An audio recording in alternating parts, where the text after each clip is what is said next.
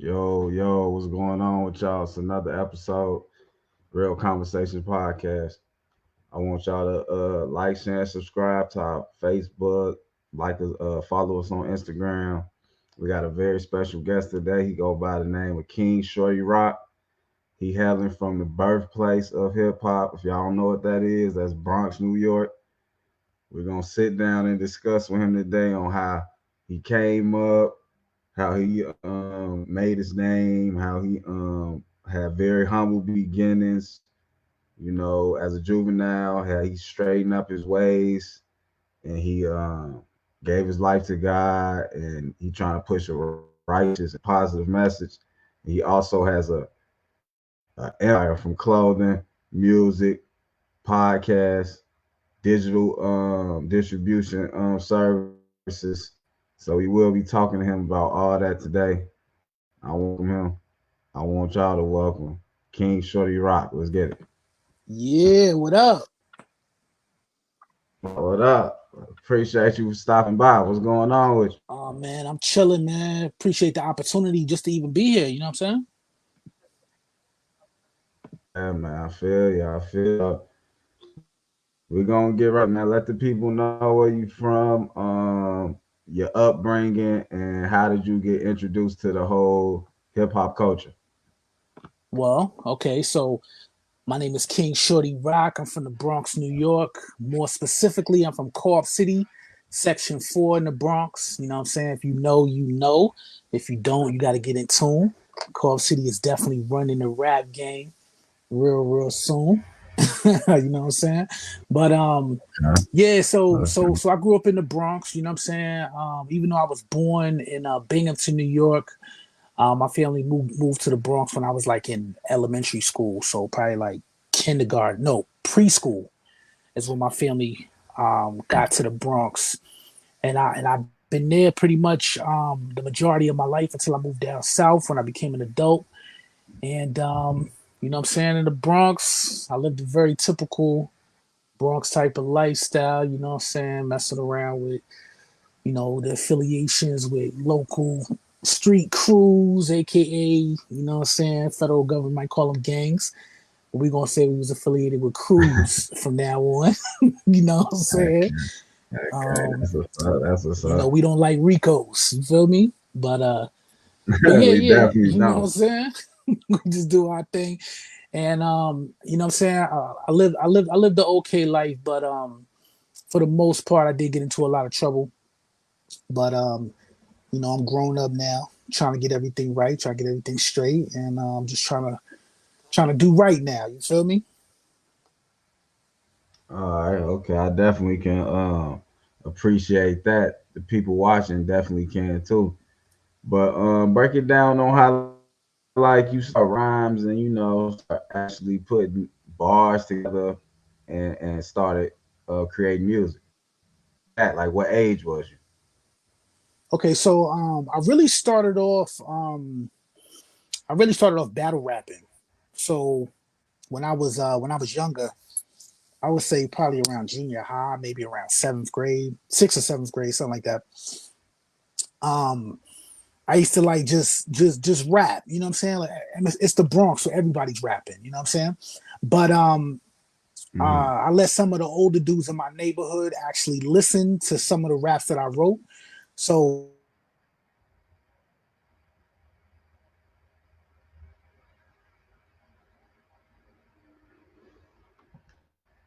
that's where everybody hung out. So pretty much every day they used to come to me and they used to be like, "Yo, you know what I'm saying? Yo, stop playing basketball, come over here, and I want you to rap for us." So I used to be out there rapping in the middle of the basketball courts for the older dudes in my neighborhood. So every day they used to call me over there, but you know what I'm saying? Sometimes I would say the same rhyme. And they'd be like, nah, man, nah. We need to hear something else. You know what I'm saying? And I used to have to come up with bars on a regular basis after they kept telling me, nah, we need something else. We need something else. And then after a while, you know what I'm saying, they would have another rapper, maybe from another part of the Bronx, come and they'd be like, you know what I'm saying, who raps? And so they would pull me over there and I rap, battle that person. And then sometimes I'd be in a different part of the Bronx. They introduce me to some more rappers and they'd be like, you know what I'm saying, we want you to battle this person. So, you know what I'm saying? We just go back and forth, you know what I'm saying? And at that time, you always used to have to be on point, not only with what you said, but you also had to be on point with, rapping rapping against some real niggas, you know what I'm saying? So, I had to have a Yeah. little team, they had their little team, and you know what I'm saying? If you got too disrespectful, it could pop off at any time, you know what I'm saying? So that's Right. how I got Right. started, you know what I'm saying? And just eventually, you know what I'm saying, we got into the studio and started making some real music. Okay. Okay. So Mm-hmm. let the people know what was it like for you coming up from the Bronx and the birthplace of hip hop to going all the way to Atlanta, I believe it said in Yeah. your background story. Mm-hmm. How did Yeah, no that doubt. how did Well, that transition? I'm not gonna lie, man. Growing up in the Bronx was fun. You know what I'm saying? Like, I mean, we did a lot of stupid things, you know what I'm saying, that I do regret. But I mean, overall, I feel like the good outweighed the bad. You know what I'm saying? And plus, we was Right. teenagers, so we used to have fun. You know what I'm saying? Playing basketball every day in the courts. Doing 1-on-1. Trying to beat everybody in the neighborhood. Sometimes I did, sometimes I didn't. You know what I'm saying? And just hanging out with my friends. You know what I'm saying? Sometimes we, used to go to the store. We didn't always have money sometimes, so we used to steal from the stores, or you know what I'm saying? Sometimes we get into a little beef and arguments with different people from around the neighborhoods, because I'm from Co-op City, you know what I'm saying? Which Mhm. is which a lot of people don't know. It's in the North Bronx, but it's broken up into sections. So there's 5 sections in Co-op City. Because Co-op City is pretty much um it's like a huge neighborhood. It's like a city inside of a city. You know what I'm saying? Because it's a Okay. huge Okay. neighborhood that's inside of the Bronx. So it's so big that it's broken up into 5 different sections. So section 1, section 2, section 3, section 4, section 5. And I was a part of section 4. And growing up in Co-op City, sometimes the different sections, because every section had like a crew or maybe a couple crews. You know what I'm saying? So Mhm. sometimes the crews didn't get along. So you might have somebody like section 5 didn't get along with section 3, or section 1 and section 2 did get along. So they used to stick together. But then section 3 maybe didn't get along with, you know, section 1 or section 2 or something like that. You know what I'm saying? And then occasionally section 4, we used to be cool with everybody. But then, eventually, we had problems with section 5. You know what I'm saying? So even though we all in the Okay. Bronx, it's still a lot of different interactions that used to take place, because we all used to have to go to the same school. You know what I'm saying? All the neighborhoods kind of Mhm. like are touching each other. Okay. So yeah, I was saying like from you coming to that, going all the way to I Georgia, like to how was call it. that?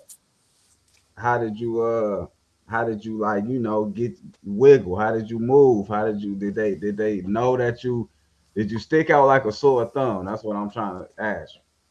Okay, so one of my gifts, I'm not gonna call it a curse, but I'm gonna say one of my gifts and one of the problems that I have too is the fact that I stick out. You know what I'm saying? Because I got these freaking hazel eyes. You know what I mean? Although it's a gift because the girls love them, it's also a problem because everybody can identify you even with a mask on. You know what I'm saying? So, Mhm. Yeah. even as a kid, we used to wear masks. You know what I'm saying? Like I know everybody wearing masks now for COVID. You know what I'm saying? Or they was wearing them. Yeah. But when I was growing up, we was wearing ski masks for real, doing things that we probably was supposed to do that you had to wear masks for. You know what I'm saying? Mhm. So even with a mask covering my face like this, you know what I'm saying, you could still recognize my eyes. So, sometimes that was a good thing, sometimes that was a bad thing. But I mean, we always had to move strategically, because people in the Bronx don't really be playing. So if you got a problem with somebody um in a different part of the Bronx, they might pop up in your neighborhood. You know what I'm saying? Because it's Yep. not like our Okay. neighborhood had fences or gates, because it wasn't the projects. You know what I'm saying? It's like, so people could just pop up. Mhm. You know what I'm saying? Or we used to be very active in the Bronx. So we used to go places, might go to the skating rink, to the movie theater, and then You know, you got Mm-hmm. to interact with the other dudes that's doing the same thing. So sometimes it was cool, sometimes it wasn't. You know what I'm saying? You just had to really be on point at all times. Okay, I feel you. I feel you. So, growing up, becoming a man, how did you start working on your empire from building your Coliseum brand and your, the different clothing lines you got, and like where did them ideas come from? What influenced you to become uh Mhm. outstanding entrepreneur? Okay, so in my personal opinion, everything comes from trying to be a rapper. You know what I'm saying? Because I would say being a rapper to me is um the perfect way to learn everything about entrepreneurship. You know what I'm saying? Because you got to think about it. You know, when you're a rapper, not only do you got to come up with some creative lyrics and be creative when it comes to your music, and you got to record music and do all that, right? But then once you Mm-hmm. actually got the music, you got to be able to promote it. So you have to learn marketing. You know what I'm saying? One part of marketing Right. is having to do photography because you're going to need a whole bunch of different pictures. You know what I'm saying? Another part of Right. marketing is graphic design because you got to create flyers, you got to create, you know, CD covers, album covers, single covers. You got to create flyers, business cards, all that, right? And then Uh-huh. also you got to be able to network with people because you want to be able to get booked for shows. You want to be able to um, you you want to be able to talk to different DJs. So that networking and all those things, you either gonna have to pay somebody else to do it, or you got to be like me, which is I just started learning everything. You know what I'm saying? So because I Right. was tired of always paying a graphic designer to create a single or cover art. I just learned, you know, Photoshop and learned how to do my own graphic design. So that turned into me creating flyers, and then I learned how to operate a camera, so I didn't have to pay hundreds of dollars for, you know what I'm saying, photography. So then I started learning photography, and then I started learning all different things, and then that turned into this idea of like, yo, okay, I would love for my music to be put in movies. You know what I'm saying? So it's like, how Right. do I do that? But the fastest way to put music into movies is if you created your own movie and then have the Mm-hmm. music inside the movies, right? So that's what I did. I Okay. learned because I was starting to get real good at film. I cultivated that into a film, and I put my music in the film, right? But then now, Okay. you know what I'm saying? Now that I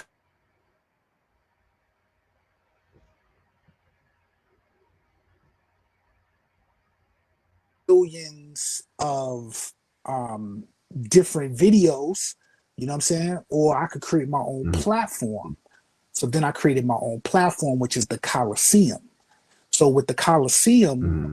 I not only wanted a place where I could put my personal movies, where I could put my own music and all the things that I create and I design in one place. I say, you know what if I turn this into a social network where everybody can put their own music, movies, photos, and everything that they created in one central location, and that's how the Coliseum kind of ballooned. So now I created the world's first movie social network where you can watch over 500 movies. There's over 20 different genres of movies, from sci-fi to kids movies to now inside the Coliseum, which is actually an app right now as well. So if you have the Android device, if you have an Android device, you could download it at coliseum.com. But you can watch over 100 black films, as well as there's feature films that have been in the movie theater. But then also we created over three different magazines that you can actually read inside the Coliseum too. So there's magazines for business owners, there's a magazine for hip hop artists, and there's a magazine for models. So you could go in there and read magazines, watch movies, upload pictures. And then the thing that I like the most is the fact that we have original music and original films that we created also in the Coliseum app. You know what I'm saying? And everything's just been, you know Okay. what I'm saying, just So ballooning off of that. so break it down one time. We got to bring that back for the audience. You just said you the first. Do you mean the first black or just first general No, see, so for the? look, so look, so look. Okay. This what I keep trying to tell people, you know what I'm saying? Because they don't really understand the the seriousness of what I'm saying. You know what I'm saying? And I have to say this on every Mhm. podcast because this is one of the main reasons why I needed to go on podcasts. That's why I was like, yo, I got to get this out there. It's not just the first black movie streaming social network. It's the world's Mhm. first movie streaming network. You know what I'm saying? And I'm trying to put it out there because I know once it really starts taking off on a higher level, there's gonna be other people that's gonna try to duplicate it. You know what I'm saying? Facebook and Instagram and TikTok are known for copying each other. And Facebook and Instagram Mhm. most definitely are known for stealing ideas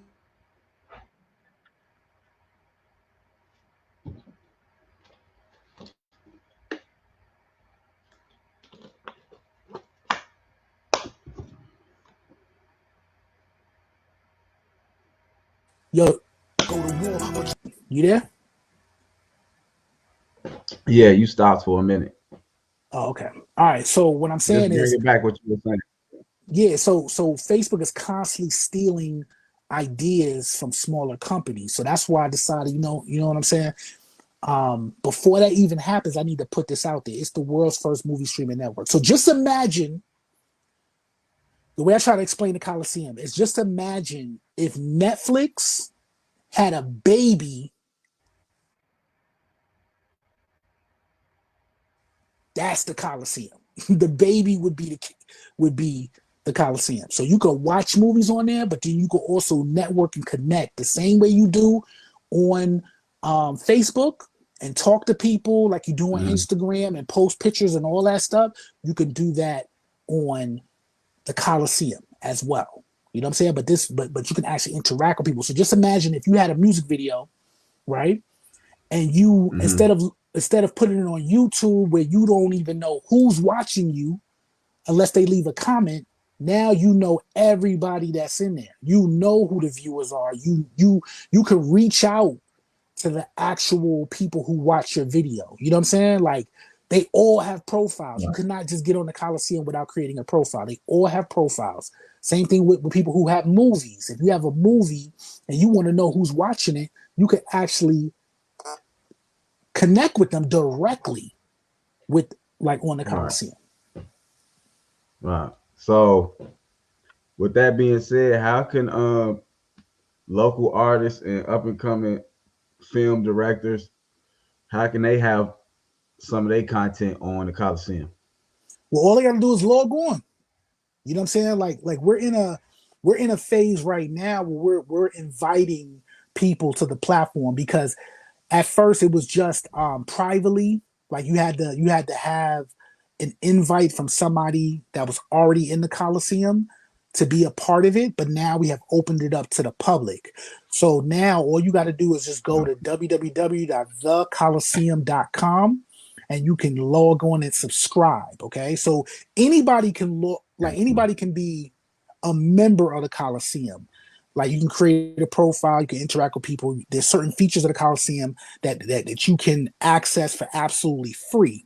But to actually upload videos to be a part of the film community that puts films and puts content on the Coliseum, then you have to actually subscribe to the Coliseum. So you can subscribe to the Coliseum for as little as $2.99 per month. Um, but listen, we cheaper than Hulu, we cheaper than Stars Network, we cheaper than HBO Max. You know what I'm saying? And it's an app that you can be a part of and you can put your films and put your music and everything else up on there without worrying about somebody taking equity and whatever you have. So we have a way that if you have a link to your movie or your music, you can actually just go through our system, and whatever plays you get from the Coliseum will directly translate into plays and views on your platform. So if you're using YouTube, or you're using movies, you can log into the Coliseum, post your stuff on the Coliseum, and whatever views you get on the Coliseum will directly impact your views on wherever platform you are. So we're not trying to take anybody's equity. We're not trying to make it so that your stuff is only on the Coliseum. We want all independent filmmakers to be able to come on the platform, upload their stuff, and just take part in all of the benefits that is in the Coliseum. And we're a brand new platform. You know what I'm saying? We starting off just like how TikTok started off, and you see how far that went. You know what I'm saying? Just how Snapchat started.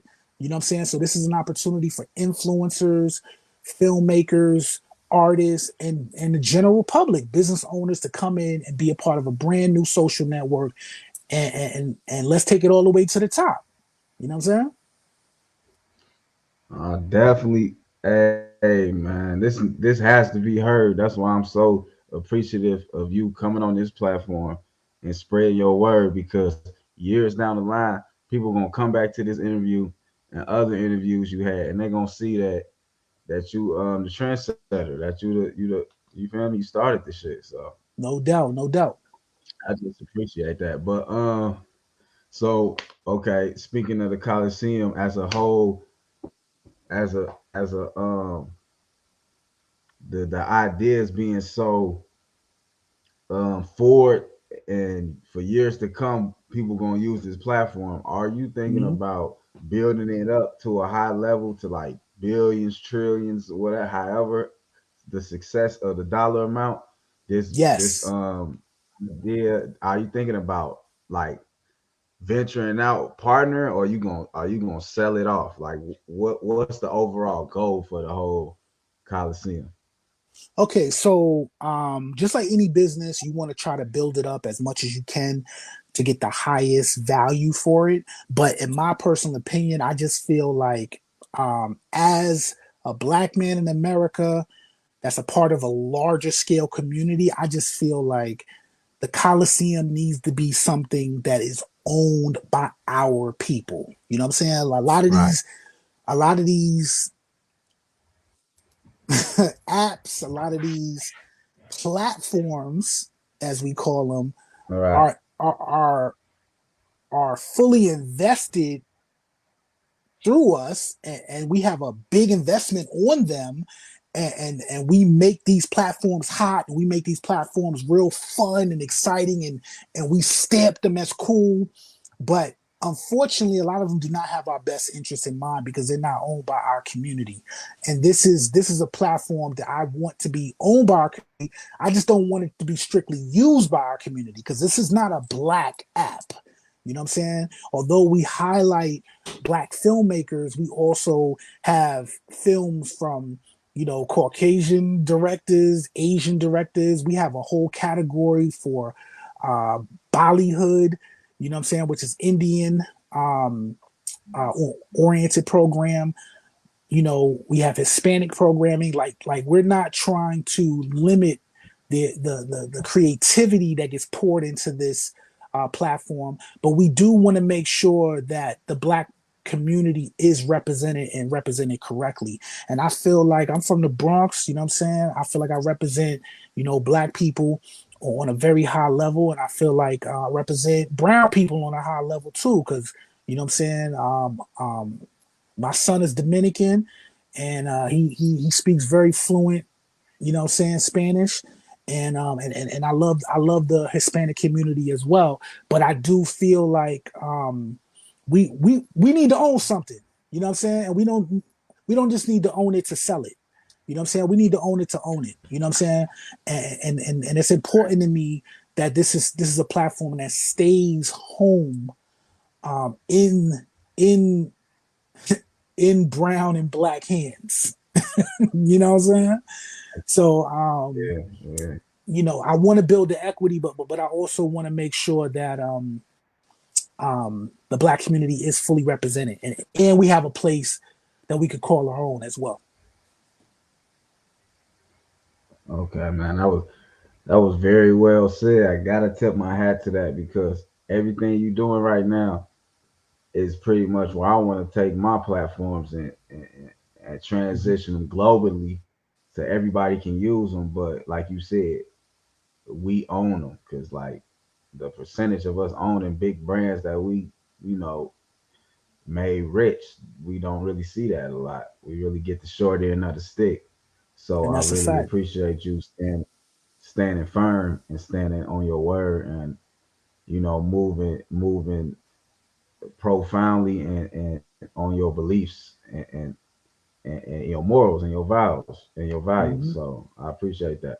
But I also wanted to know on a back end aspect, Hmm. you know, how is it like you said you making movies independently, music, like how does all the funding go?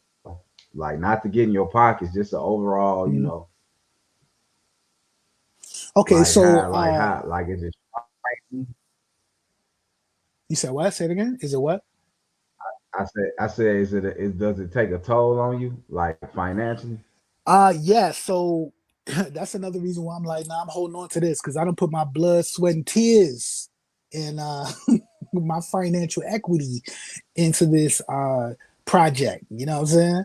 So everything Mhm. is 100% funded by me.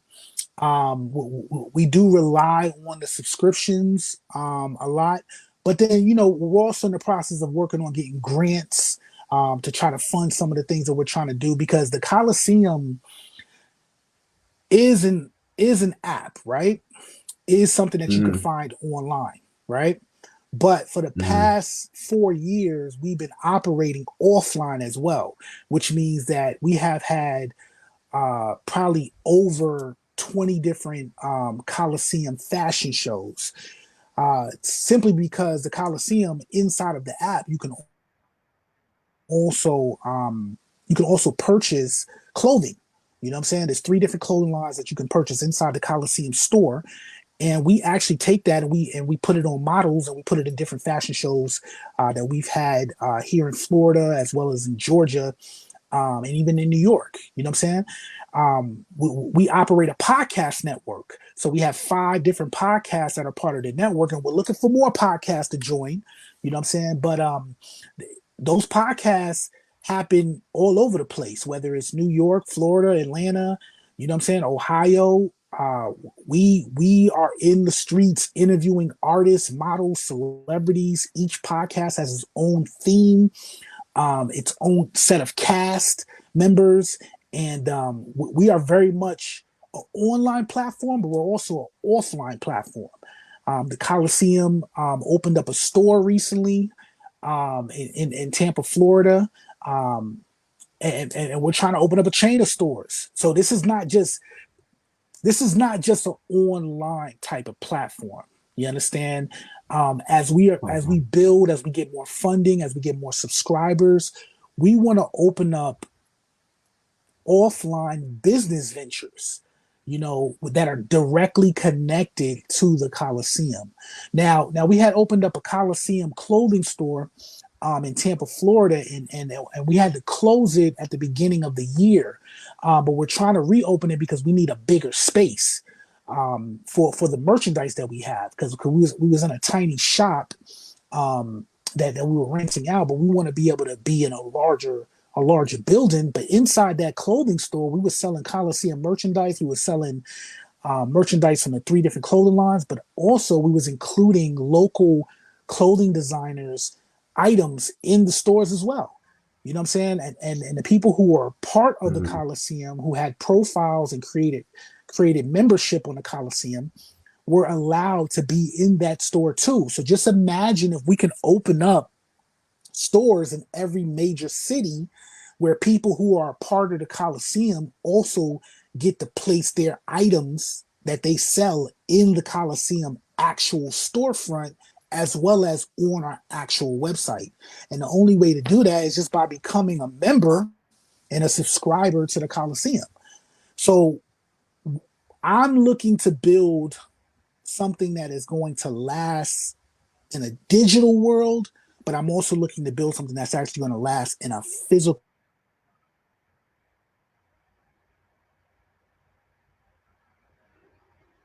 In the physical world, okay.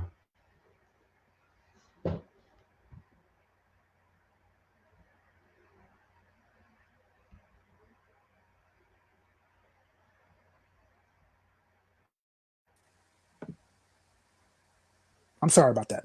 So you You can't you say good. that you've ever been to the Instagram store. You can't say that you ever been to the Snapchat store or the Facebook store. You can't say physically I've been to TikTok. You know what I'm saying? We're creating an opportunity for people to actually be able to show up and say, yes, I've been to the Coliseum store. There are movies, the movies that are in the Coliseum digitally, I've been to their store and I bought it physically.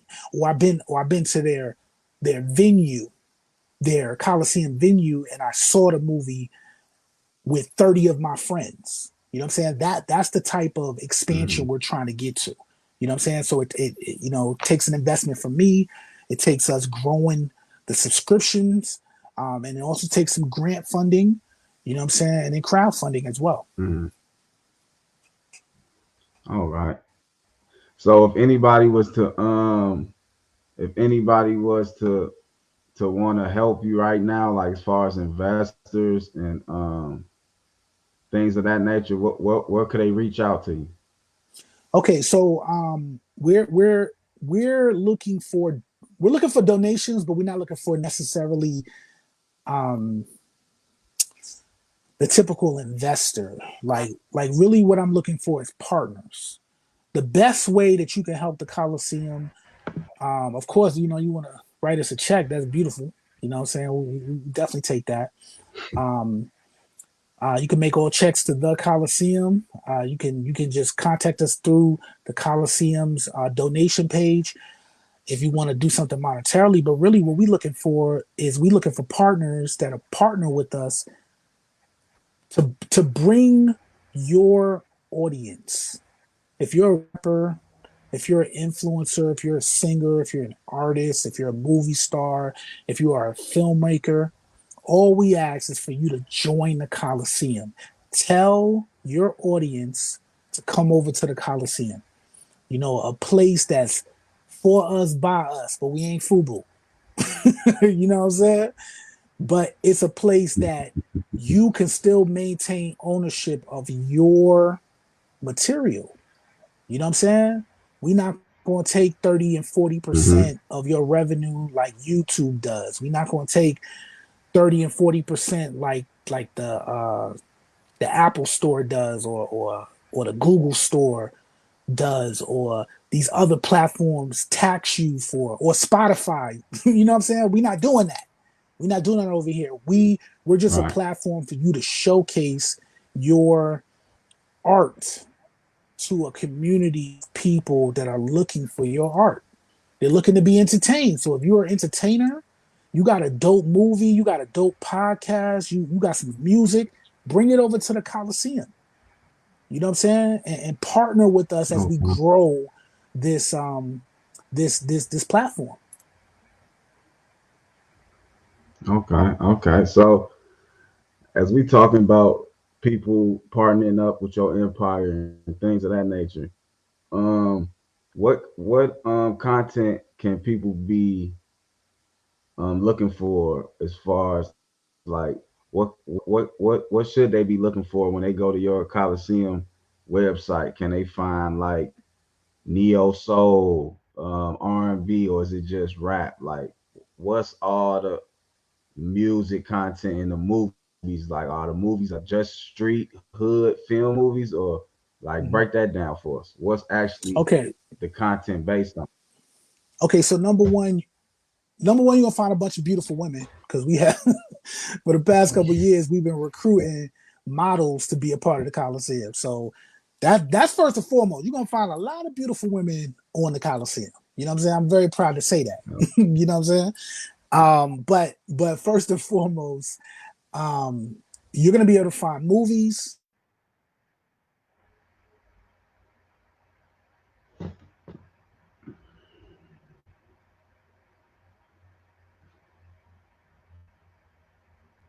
niggas featherweight. Go ahead,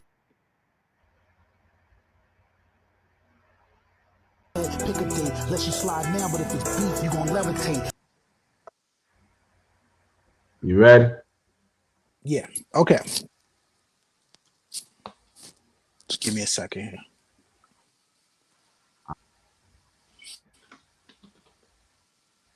Okay. So, like I said, in the Coliseum, you're going to be able to find movies and films, because that could be television shows as well. You're going to be able to find music, magazines, a podcast network, and you're also going to be able to find clothing. Okay.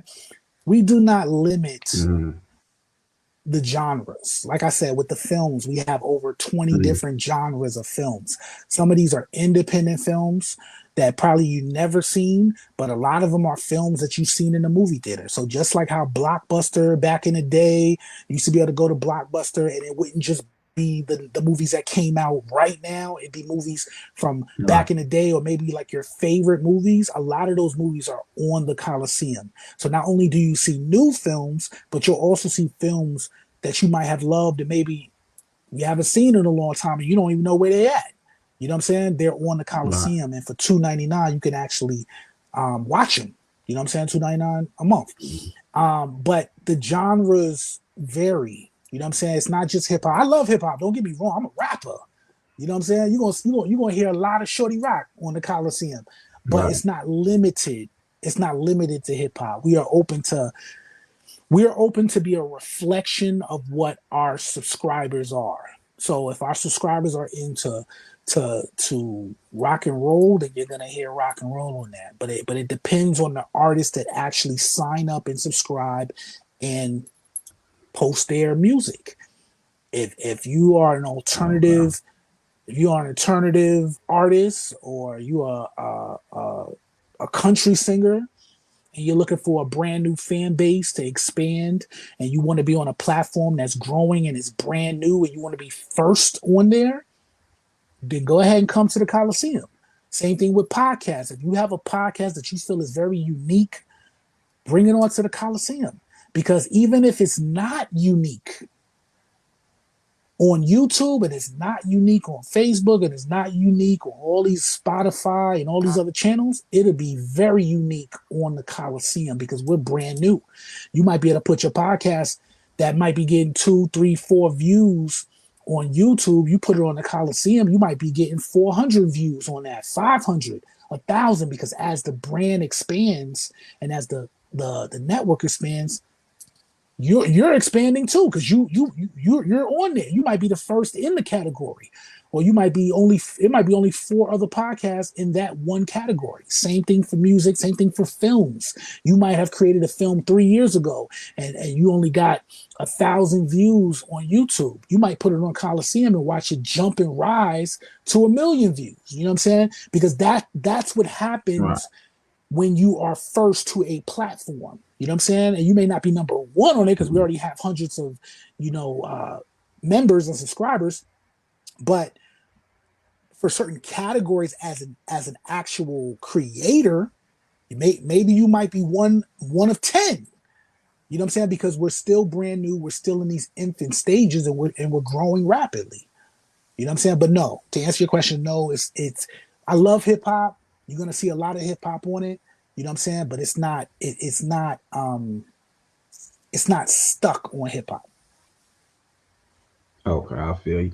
But I was just saying that because like I want to get to another little segment Mhm. I seen on your discography.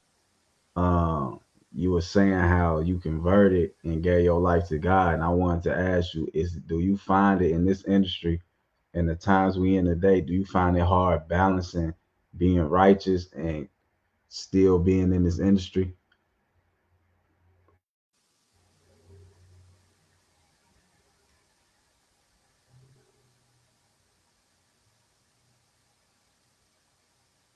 Say the question again. I was saying, do you find it difficult being righteous and holding yourself at certain standards while being in this industry, full of let's say the word bad vibes, bad energies. I'm gonna say, of course. but at the same time, I don't hold myself to any particular specific standard. And the reason why I say that is because for a long time I tried to quote unquote be the best Christian that I could possibly be, and I realized I always failed in that category. You know what I'm saying? So the only Mm, standard I hold myself to is just being human. You know what I'm saying? I feel like as a follower of Christ, there's only so much I can do on my own to represent God in the best way. You know what I'm saying? The only thing I can do is try my best to do what I'm supposed to do the majority of times. You know what I'm saying? yeah. I make a lot of mistakes, man. I'm not gonna front. You know what I'm saying? As I'm on this journey trying to be a businessman slash rapper slash Christian slash just son, father, you know what I'm saying? You're gonna watch me make mistakes right after this podcast. You know what I'm saying? But I Right. pray that I can do more good than bad. I pray that I can learn from the issues and problems that I've inflicted upon myself. That I can grow from that, and when I stand before God, when I die, hopefully God looks upon me and says, you know what, come on in. You know what I'm saying? But I try not to hold myself to a standard anymore. I just try to do my best. I try to set a goal, and um, I try to follow in the footsteps of Christ. But I know I'm going to fail. But as long as I keep getting back up, as long as I keep trying to do the right thing, as long as I don't intentionally try to snake nobody or try to hurt somebody, or I don't intentionally offend people, or cause them to go down the wrong path, I feel like God is going to welcome me with open arms. You know what I'm saying? And my faith is that I'm just going to try to be the best human as I possibly can. You know what I'm saying? And Oh, oh, that's oh. that's that's all I could do. Yeah, okay. I definitely feel that. Okay, so like we talked about a lot, we broke down a lot of different things. So before you get out of here, I want to say we as a platform appreciate you for spreading your knowledge, wisdom, and advice to the younger generations to come. But my last question would be, what would be your advice to a young man? Don't matter black, white, brown, a young man that's trying to follow and like some of your footsteps as far as building an empire, being the best man he can be, and just setting up a good example for the next generations coming. What would be your advice, and what would be your, so to say, just things for them to look out for? Okay, so my biggest advice, or my best advice I can give somebody, is above everything, get your life, get your life, your mind, your heart, and your family connected with Jesus Christ. You know what I'm saying? Because let me tell you something. You gonna need God. You know what I'm saying? You gonna need God. You gonna need Yep. God in situations where you don't even know how to financially make it happen. God's gonna come in. Where you mentally want to Mm, break down and quit, you're gonna need God to come in. When people try to come mm, against you and attack you and destroy your business and try to discourage you, you're gonna need God to come in. To me, God is the mm, cheat code. You know what I'm saying? If you want to know at the mm, end of this whole process, you're ultimately gonna win, you only gonna know that if God is in your life. So you gotta get with Jesus first and foremost. Without that, you're probably gonna fail. It's probably gonna be too hard. The road's gonna be too long. It's gonna be too many enemies. You're gonna need someone that's gonna have your back bigger than you and bigger than your friends and bigger than your influence. And then to answer your second question, Okay. which is what should they do? Was that it? The second question?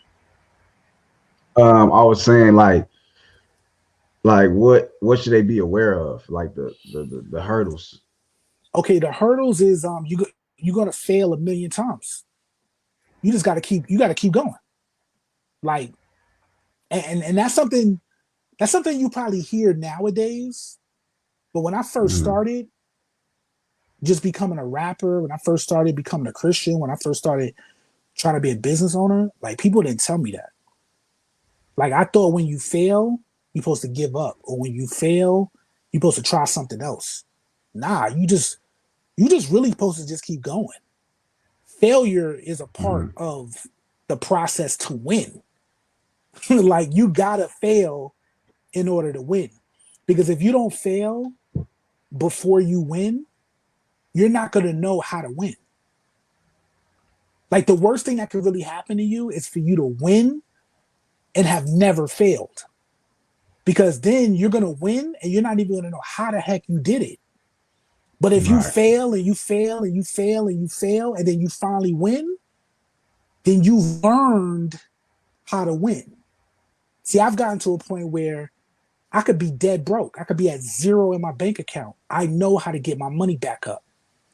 Everybody in my company could disappear and leave today. And I could be by myself. I know how to build a team. I know how to be successful in business because I done failed a ridiculous amount of time.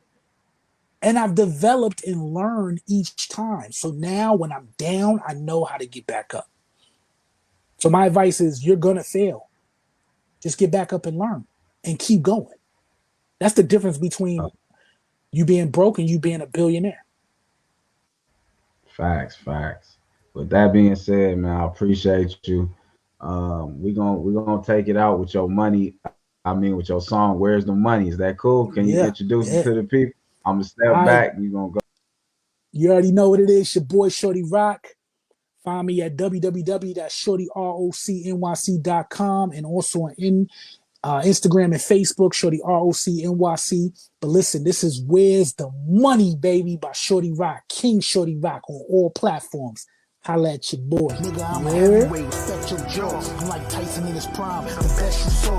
Mayweather overall, the best involved. I could jab, punch, jab, uppercut. But why box if my Glock will shoot you out your socks? I'm a problem. 50 told me to rob him. I came back a killer, more realer, don't ever cross him. Gun game awesome, put pain often. Niggas try to snatch my chain, he'll get a coffin. Shark get a hole in his head, now he a dolphin. Now I'm still flossing, Shorty big bossin'. Shorty like Kobe, but I move like Jordan. Highly important, you know my steez. I can make you disappear for a couple of G's. Have your girl on her knees for a piece of this cheese. Don't test me, please. You don't know my power. One call, I have your wife tied up in the shower. Two calls, I have your mom kidnapped in an hour. With the cash, put your hands up, don't make me blast.